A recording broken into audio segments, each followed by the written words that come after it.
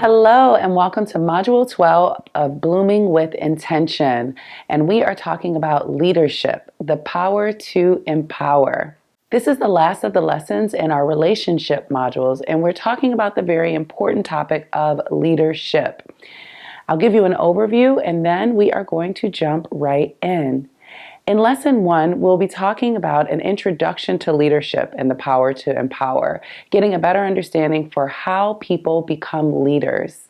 In Lesson 2, we'll be listing the traits of effective leadership. In Lesson 3, we're going to explore leadership styles, talk a bit about servant leadership and social emotional leadership. And Lesson 4, we'll get into what leaders actually do and how to balance between getting the job done and caring for and empowering the people who are doing it. Lastly, in Lesson 5, we're going to talk about what the average person can do to be a leader and create a positive impact wherever they go, and how to advocate for yourself and others. So we'll jump right into Lesson 1, an introduction to leadership.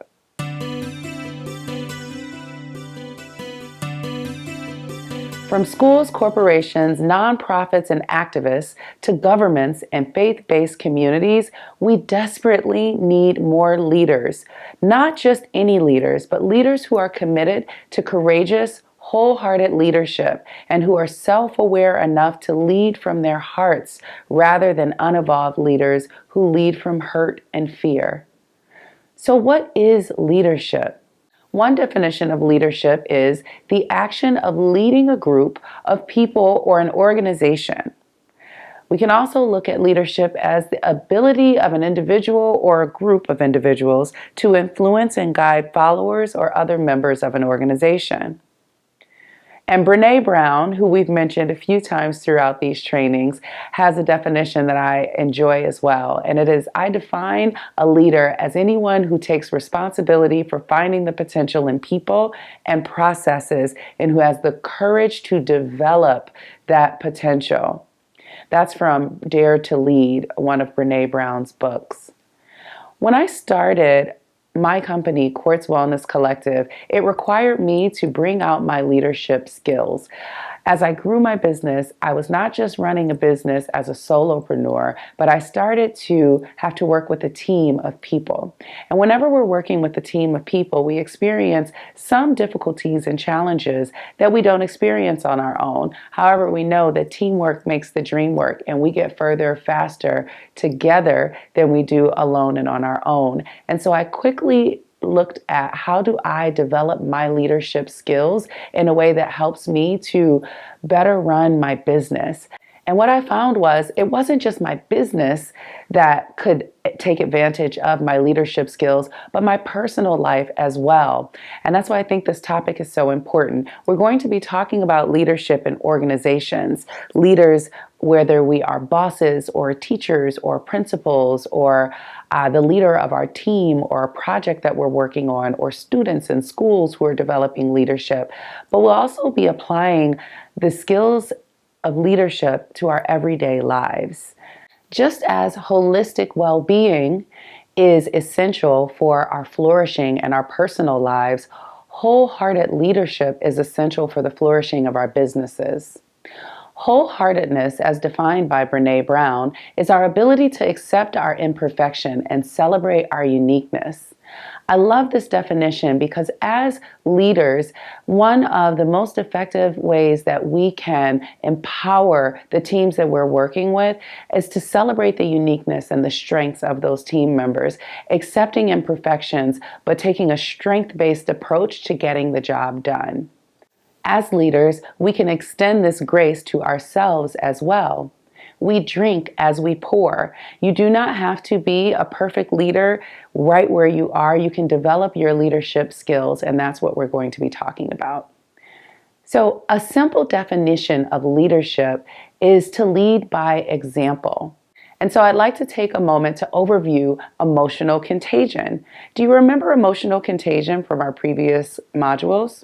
Well, emotional contagion is the tendency to catch and feel emotions that are similar to and associated with those of others. As a part of an emotional contagion, there's a tendency to mimic and synchronize facial expressions, vocalizations, postures, and movements with those of another person. This is why they say that when people spend a lot of time together, they tend to look alike. It's not always that they physically look alike, but they can make the same facial expressions and they can start to mimic each other in ways that makes them seem much more alike than they did before. So why is this? Why do we have an emotional contagion? Now, this is science. This is not just a word that I made up. And so the scientific reasons for our emotional contagion is that we are biologically hardwired to outwardly mimic others, and we benefit from adopting the inward state of others. It's a part of our evolution that we've learned to get in sync and aligned with others. If our goal as leaders is to create a climate and community that is effective and efficient and healthy, where people can flourish and not just get the job done, but feel good and do well while doing it, then we ourselves have to model what we want to see in our teams, in our friends, in our teachers, in our employees, in whatever setting that we're in. As we're exploring leadership and the power to empower, it's also essential that I give you just a little bit of information on what we call the hive theory. Hive mentality, also known as groupthink, as you may have heard it, is when a person has a strong tendency to fall for group decision making. If someone has a hive mentality, they may feel invulnerable and morally correct when they're a part of a certain group. This can be dangerous or it can be helpful.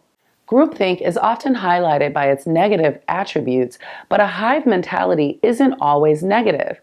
It doesn't necessarily mean that you can't think for yourself. Having a hive mentality means that your allegiance to a group or cause will outweigh the repercussions of associating with that group. As in all things, a hive mentality has its pros and cons. A pro of a hive mentality is that there's a strong sense of connection with others. Those with a hive mentality feel the strong connection and mutual trust that forms within a social group, even if the group doesn't meet in person. The sense of social community can be a positive thing. Another pro of hive mentality is the social capital, or having a broad network of relationships that leads to positive health outcomes and offering a greater sense of well-being. As leaders, these are the positive things that we want to see in our organizations, the social capital, the positive culture, climate, and community that we aim to create. However, when groupthink goes wrong, there are some cons. One of the negative cons of groupthink is that some people may have difficulty making decisions for themselves and need a group to tell them what attitudes they should adopt. If you have disgruntled employees, if you have people who are a part of a group or organization who are not happy with what's going on or who have some ill intent, this is how that contagion, how that emotional contagion can spread into other group members. And this can be very negative and dangerous. As humans, we are hive creatures. Like bees, we are wired for connection and to work towards something greater than ourselves. As leaders, it is our duty to influence and guide those members of an organization, to recognize what the ethos of the organization is, and to create a positive space of empowerment. One of my favorite sayings is, teamwork makes the dream work. So what is teamwork? Well, the combined action of a group of people, especially when effective and efficient. As leaders, we are leading individuals to work towards something that is bigger than each one of us and a larger goal that we're looking to accomplish together, whether that's within our organization, within our culture, within our community. It's that positive social impact. So how do people become leaders? There's a theory of leadership that says that there are 3 ways to explain how people become leaders. 1, trait theory. Some personality traits may lead people to naturally turn into leadership roles. Some people just have that natural thing that makes them be leaders. They just have those natural leadership traits. In our next lesson, we're going to talk about what those are. But if you are not someone that has natural leadership traits, then you may be happy to know that there are two other ways that people become leaders. The second is the great events theory. And that is, a crisis or important event may cause a person to rise to the occasion, which brings out extraordinary leadership qualities in an ordinary person.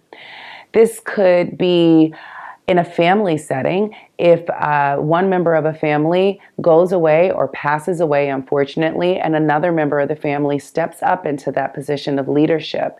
In organizations, think back to when COVID happened. There are people who became leaders during COVID because they were rising to the occasion and bringing out their leadership qualities to help get their teams through a very challenging time.